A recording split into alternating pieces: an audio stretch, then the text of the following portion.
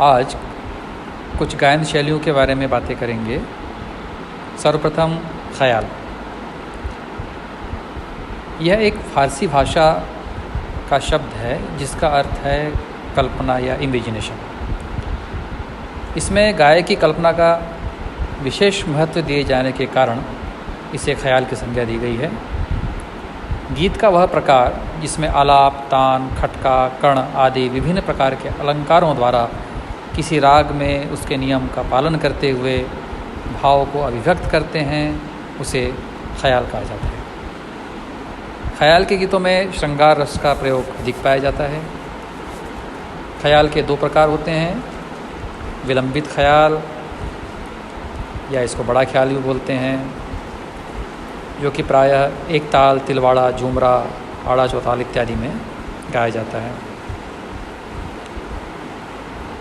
दूसरा द्रुत या छोटा ख़याल, जो प्रायः मध्य लय में त्रिताल, एक ताल, रूपक, शब्दताल इत्यादि में तबले के साथ गाया जाता है। दोनों ख़यालों में स्थायी व अंतरा दो भाग होते हैं। बड़े ख़यालों का प्रचार जौनपुर के सुल्तान हुसैन शर्की द्वारा हुआ। मोहम्मद शाह रंगीले और उनके दरबारी गायक सदारंग अदारंग ने भी अनेक ख़यालों की रचना की। आपने देखा होगा द्रुत या छोटे ख़याल के बंदिशों में कई बार इनके नाम का उल्लेख भी आता है। छोटे ख़याल के विषय में यह भी कहा जाता है कि अमीर खुसरो की कव्वाली के आधार पर 14वीं शताब्दी में इसका आविष्कार हुआ।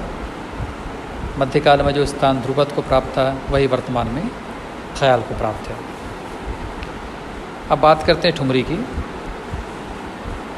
यह गीत का वह प्रकार है जिसमें राग की शुद्धता की तुलना में भाव और सौंदर्य को अधिक महत्व दिया जाता है। इसकी प्रकृति चंचल होती है। इसमें चंचल रागों जैसे पीलू, ख़याल, पीलू, तिलक कामोद, भैरवी, झंझोटी इत्यादियों में बंदिशें होती हैं, जो कि अधिकतर दीपचंदी, झपताल अथवा कैरवा में गाई जाती है। कहते हैं इसका आविष्कारक गुलाब नबी शोरी के घराने के लोग थे। कुछ विद्वानों के अनुसार इसका आविष्कार लखनऊ के अंतिम नवाब वाजिद अली शाह अख्तर पिया ने किया था। लखनऊ, पंजाब, बनारस इन जगहों की ठुमरियाँ विशेष रूप से प्रसिद्ध है। ठुमरी में सुंदरता दिखाने के लिए विभिन्न रागों की छाया भी दिखाई जाती है।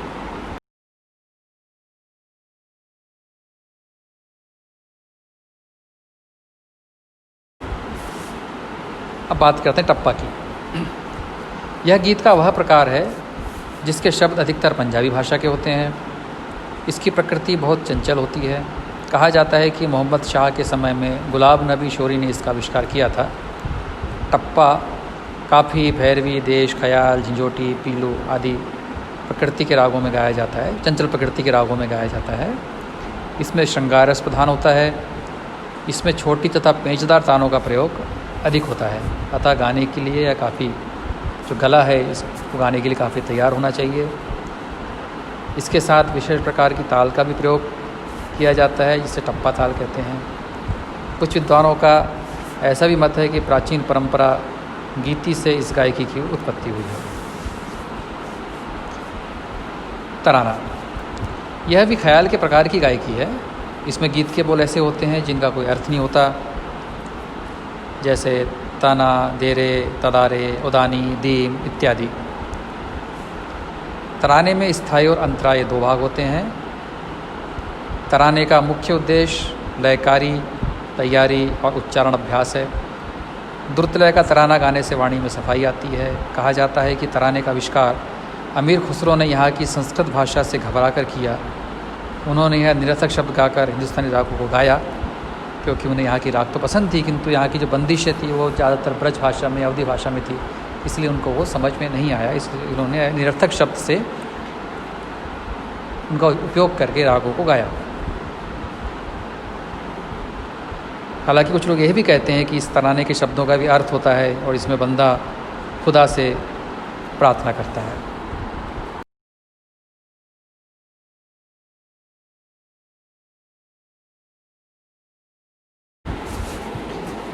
अब हम बात करते हैं लक्षण गीत की। काफ़ी कुछ तो इसके नाम से ही स्पष्ट हो रहा है कि जिस गीत में राग के लक्षणों का वर्णन हो। कोई गीत जब किसी राग में गाया जाता है और उस गीत के शब्दों में उस राग के वादी, संवादी अथवा वर्जित स्वरों तथा राग लक्षणों का वर्णन किया जाता है, उसे लक्षण गीत कहते हैं। जैसे छोटा ख्याल, बड़ा ख्याल, तराना, ये जो चीज़ें हैं ये मंच प्रदर्शन की चीज़ें हैं, किंतु जो लक्षण गीत है वह मंच प्रदर्शन की चीज़ ना होकर संगीत के प्रारंभिक विद्यार्थियों के लिए है, ताकि इस गीत के माध्यम से उन्हें राग के जो मुख्य विशेषताएं हैं उसके बारे में परिचय प्राप्त हो सके।